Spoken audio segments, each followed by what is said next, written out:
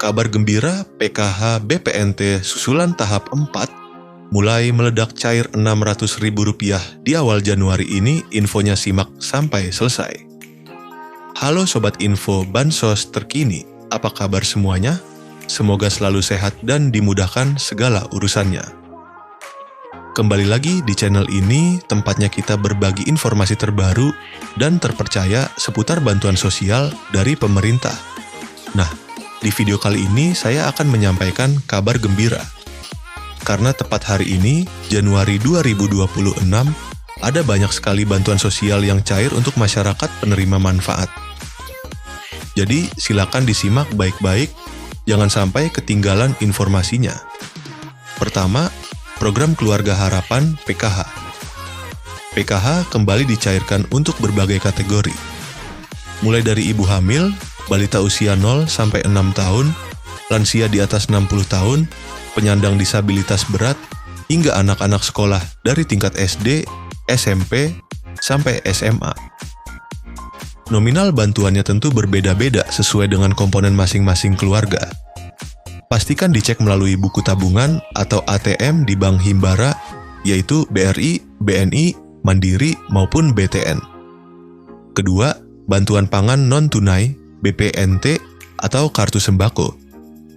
Untuk penerima BPNT, saldo sudah mulai masuk dan bisa dibelanjakan melalui e-warung atau agen yang sudah ditunjuk. Bantuan ini biasanya berupa saldo senilai Rp200.000 setiap bulan untuk memenuhi kebutuhan pangan pokok seperti beras, telur, dan bahan pokok lainnya.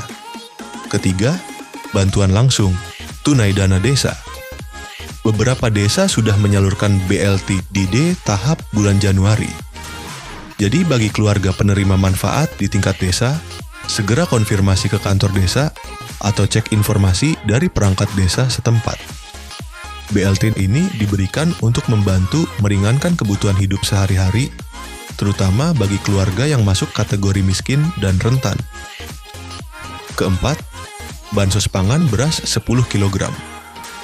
Selain bantuan tunai, ada juga bansos beras 10 kg dan minyak 2 liter yang disalurkan melalui Bulog.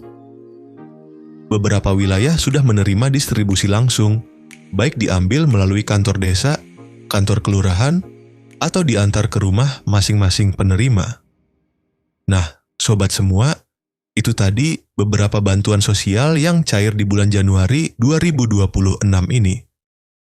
Jangan lupa untuk selalu mengecek status bantuan melalui aplikasi Cek Bansos Kemensos atau langsung menanyakan ke pihak desa dan kelurahan agar tidak ketinggalan informasi.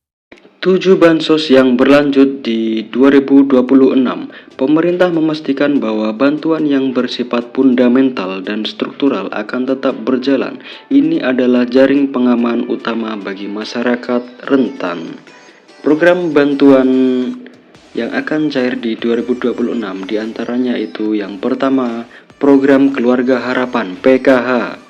Sebagai primadona bansos, PKH tetap kokoh berdiri. Bantuan ini menyasar komponen vital keluarga, ibu hamil, balita, anak sekolah SD sampai SMA, lansia, dan penyandang disabilitas berat.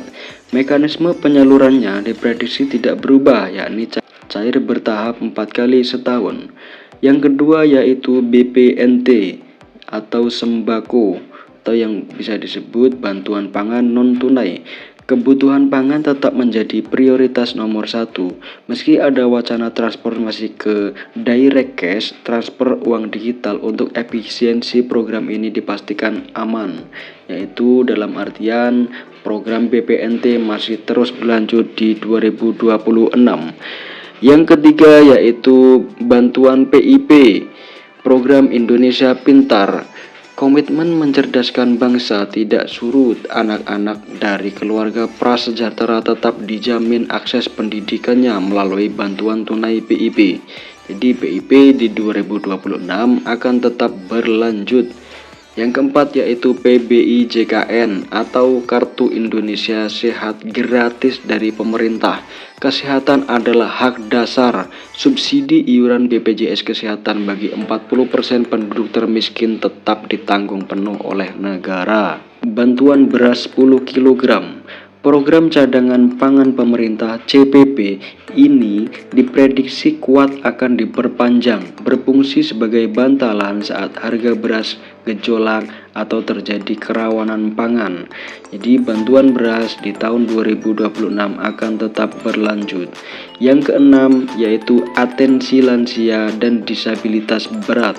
Kementerian Sosial terus menyalurkan bantuan rehabilitasi sosial baik berupa alat bantu, kursi roda, alat dengar maupun makanan bagi lansia tunggal dan disabilitas. Untuk yang ketujuh, bantuan pena pahlawan ekonomi Nusantara. Ini adalah bintang baru bagi KPM usia produktif di bawah 40 sampai 45 tahun yang sudah lama menerima bansos. Pemerintah menawarkan modal usaha hingga 5 juta rupiah. Syaratnya harus siap graduasi atau mundur dari kepesertaan bansos reguler. Setelah usahanya mandiri ya. Jadi nanti akan ada pengembangan apa skill-skill yang bisa dipelajari dan dipraktekkan. Dalam artian harus melalui proses graduasi secara mandiri atau graduasi secara sukarela. Tidak semua kabar itu manis ya. Ini dia yaitu kabar di tahun 2026 menjadi akhir perjalanan bagi bansos yang sifatnya ad hoc atau sementara. Nah, selanjutnya bansos yang kemungkinan di tahun 2026 tidak akan cair lagi yaitu BLT Kesejahteraan Rakyat atau BLT Kesra. BLT mitigasi bantuan tunai tambahan yang sering cair di momen tertentu seperti saat inflasi tinggi atau El Nino dikabarkan berhenti total per 31 Desember 2025. Sifatnya yang fleksibel dan temporer membuat program ini tidak masuk dalam anggaran rutin jangka panjang 2026.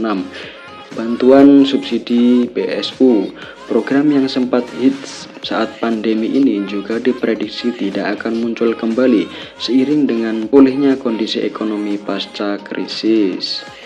Ya, jadi ada beberapa bantuan yang kemungkinan di tahun 2026 tidak akan cair atau tidak rutin cair per bulan sesuai dengan kondisi yang ada di lapangan seperti inflasi tinggi atau El Nino dan lain sebagainya. Ya, lalu isu yang sangat hangat di tahun 2026 yaitu era baru bansos digital dan seleksi alam KPM. Isu paling strategis di tahun 2026 adalah digitalisasi dan validasi ketat. Pemerintah melalui bocoran dari Menko Luhut Binsar Panjaitan merencanakan peluncuran sistem bansos digital berbasis Artificial Intelligence atau AI.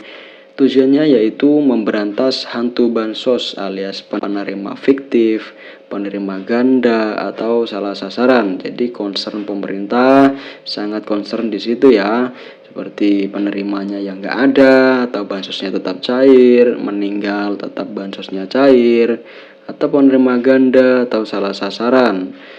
Itu pasti menjadi concern agar efisiensi menggunakan artificial intelligence. Apa konsekuensinya bagi KPM jadi KPM yang terdeteksi sudah mampu secara ekonomi, memiliki aset, gaji UMR atau di atas UMR dan lain sebagainya, yang intinya mampu akan langsung dinonaktifkan dari DTKS, data terpadu kesejahteraan sosial. Fokus pemerintah bergeser dari sekedar menyalurkan bantuan menjadi mencetak keluarga yang mandiri secara ekonomi. Saran bagi KPM, jadi simak secara sesama dan teliti. Saran bagi KPM, jangan terlena, pastikan data kependudukan Anda, KK, KTP Anda valid ya dan terbaru. Jadi ketika ada perubahan apapun itu disampaikan ke Dispenduk, datanya itu harus yang valid dan terbaru. Bagi yang masih muda dan produktif, manfaatkan program Pena untuk memulai usaha. Jadi bantuan itu bukan gaji ya sobat bansos semuanya. Jadi jangan terlalu mengandalkan bantuan sosial dari pemerintah. Gunakanlah bantuan sosial itu untuk produktivitas Anda, membantu ekonomi Anda, membantu usaha Anda agar Anda berkembang dan usaha Anda juga berkembang, dan nantinya ekonomi Anda juga berkembang dan stabil. Karena di masa depan bansos tunai murni akan semakin diperketat seleksinya. Jadi tidak semua orang serta-merta gampang untuk menerima bansos ini. Ya, mungkin itu saja pembahasan dari saya. Jika pembahasan saya kurang jelas atau sobat semua ada pertanyaan yang seputar bansos, saya selalu terbuka. Ya, mungkin itu saja dari saya. Kurang lebihnya mohon maaf apabila ada kata-kata yang kurang berkenan. Dari saya, wassalamualaikum warahmatullahi wabarakatuh. Salam sejahtera, salam tepat sasaran.